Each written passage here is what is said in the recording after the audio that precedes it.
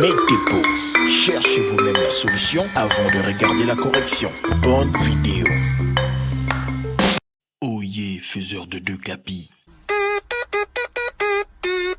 Let's go!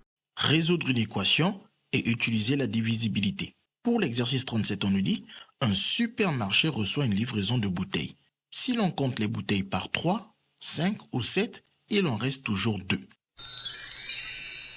Sachant que le nombre de bouteilles est compris entre 1500 et 1600, combien de bouteilles le supermarché a-t-il reçu? Donc, première étape, on commence par donner un nom à ce nombre de bouteilles que nous cherchons. Soit n le nombre de bouteilles reçues.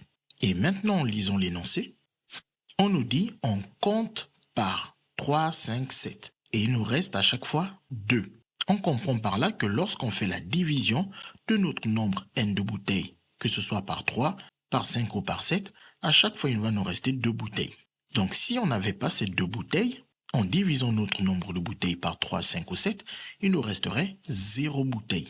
Ce qui nous permet de dire que notre nombre de bouteilles n diminué de 2, c'est-à-dire le nombre n-2, est divisible par 3, car lorsqu'on diminue notre nombre de bouteilles de 2, il ne restera plus de bouteilles si on les compte par 3, par 5 ou par 7. Et on comprend aussi qu'avec 5 et 7, on a 5 et 7 qui divisent notre nombre de bouteilles diminué de 2. Or, on peut remarquer au passage que les nombres 3, 5 et 7 sont tous premiers, c'est-à-dire qu'ils n'ont exactement que 2 diviseurs qui sont 1 et eux-mêmes. Ce qui va nous permettre alors de dire que leur produit va diviser n-2. En effet, si 2 nombres premiers divisent un nombre, leur produit va diviser ce nombre.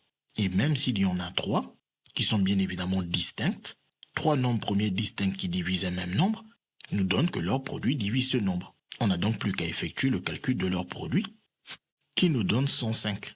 Et donc 105 divise n-2.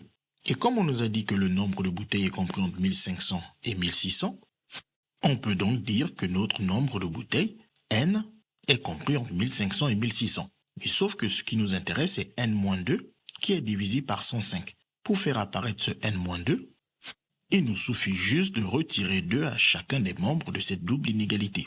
Et donc finalement, le nombre n que nous cherchons est tel que n-2 est divisé par 105 et en même temps compris entre 1498 et 1598. On cherche donc par conséquent un nombre divisé par 105 se trouvant compris entre ces deux nombres, c'est-à-dire un multiple de 105 compris entre ces deux nombres. On n'a donc plus qu'à faire la table de multiplication de 105. Cette table de multiplication peut être commencée à partir de 105 fois 10, car on voit que le résultat, 1050, n'est pas très éloigné des deux nombres qui encadrent n-2. Ensuite, on la complète, de préférence à la calculatrice et non pas à la main, jusqu'à ce qu'on arrive à un multiple de 105 qui dépasse le plus grand de ces deux nombres. Et une fois qu'on est là, on n'a plus qu'à chercher parmi les multiples de 105 lesquels se trouvent entre ces deux nombres. 1470 est plus petit que 1498. 1575 est compris entre ces deux nombres et 1680 est plus grand que le plus grand des deux. On comprend donc que le seul multiple de 15, de 105, qui se trouve compris entre ces deux, c'est celui que l'on obtient en faisant 105 fois 15, c'est-à-dire 1575. Donc n-2, qui est notre multiple de 105 compris entre ces deux nombres, n'est rien d'autre que 1575. On n'a plus qu'à faire passer le moins de l'autre côté pour dire que n est égal à 1575.